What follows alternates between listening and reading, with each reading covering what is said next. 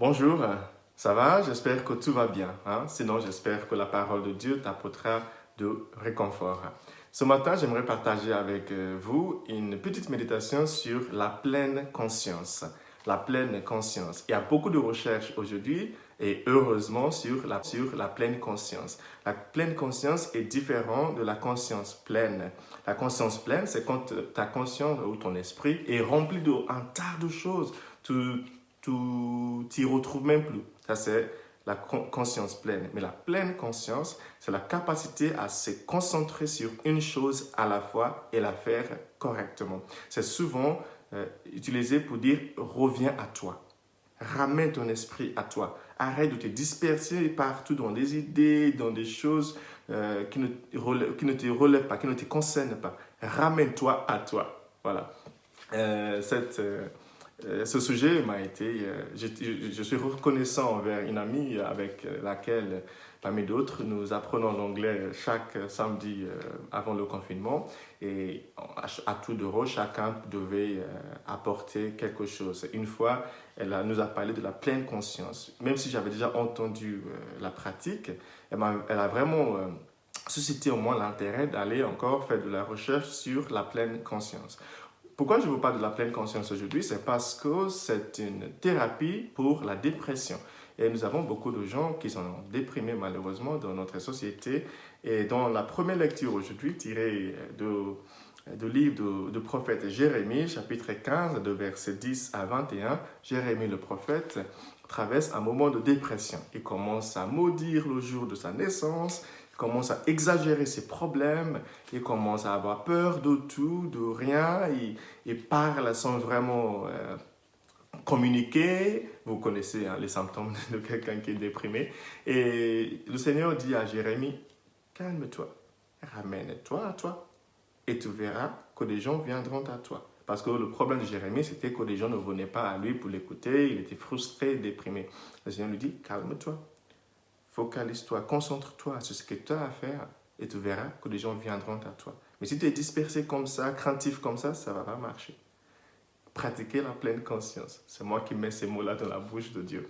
Dans l'évangile aujourd'hui, c'est la fête de Sainte Marthe. Si tu t'appelles Marthe, bonne fête à toi. Si tu connais quelqu'un qui s'appelle Marthe, tu peux lui transmettre aussi nos salutations. Marthe, c'est la grande sœur de Marie et de Lazare. Ils avaient une maison à Béthanie. Béthanie, c'est juste près de Jérusalem. Et puisqu'ils avaient cette maison, ils étaient des amis de Jésus. À chaque fois que Jésus devait aller de Galilée à Jérusalem pour son ministère, il restait, il dormait dans la maison de Marie, Marthe et Lazare. Aujourd'hui, Jésus vient à la maison comme d'habitude et Marthe fait tout, elle est dispersée, elle essaye de lui présenter un bon accueil, de lui donner à manger, préparer sa chambre, des bonnes choses. Mais Marie a profité de ce moment-là pour pratiquer sa pleine conscience. Elle était assise au pied de Jésus, elle était en train de méditer, elle écoutait la parole de Dieu. Et Marthe n'était pas du tout contente, elle dit à Jésus, mais c'est pas possible, tu me laisses faire tout le travail, tu ne dis même pas à ma sœur de m'aider. Et Jésus lui dit, Marthe, Marthe, Marthe, tout à faire pour beaucoup, beaucoup de choses. Une seule chose est importante. Et Marie a choisi la meilleure part. Et personne ne lui enlèvera ça. Juste pour dire que Marie, qui a décidé de se concentrer sur Jésus, sur le moment, a fait mieux que l'autre qui était dispersé en train de s'occuper de Jésus. Évidemment, il y a des débats théologiques sur ça, mais ce matin, ce qui me concerne, c'est plutôt la pleine conscience de Marie. Elle était pleinement consciente de la présence de Jésus dans la maison. Maintenant, on le sait par des recherches de Harvard, par exemple, que 47% du temps, nous sommes dans la conscience pleine. Nous ne sommes pas dans la pleine conscience. Ce qui veut dire que presque la moitié de nos vies, on est absent à nous-mêmes. Mais c'est terrible. Et nous savons aussi par des recherches que les neurones qui nous permettent de développer la résilience contre les traumatismes et la souffrance dans la vie se développent pendant la pleine conscience. C'est pour ça que les moines qui pratiquent la méditation, ce sont des personnes les plus heureuses du monde. J'aimerais partager avec vous ce matin, pour terminer, trois petites choses, trois petites pratiques pour se ramener à la pleine conscience. La première, je viens de le dire, c'est la méditation. Pratiquer à respirer, à revenir à toi. Écoute ta respiration. Écoute le battement de ton cœur. Écoute tes pas quand tu marches. Reste avec toi. N'aie pas peur de rester avec toi-même. Arrête de te fuir. C'est important. Tu as besoin d'une compagnie. Ta compagnie. La deuxième chose, c'est ce que j'appelle le tap. De temps en temps dans la journée, fais ça. Demande-toi, t'es où là, Mike? Tu es en train de penser à quoi? 2-3 fois dans la journée, essaie de faire ça et tu vas trouver que la plupart du temps, ta tête est ailleurs. Elle n'est pas présente. Donc, c'est important de te faire ça de temps en temps, mais t'es où là? Et même là, en m'écoutant, là, tu peux te le faire, mais t'es où là? Je ne suis pas en train de penser à autre chose là?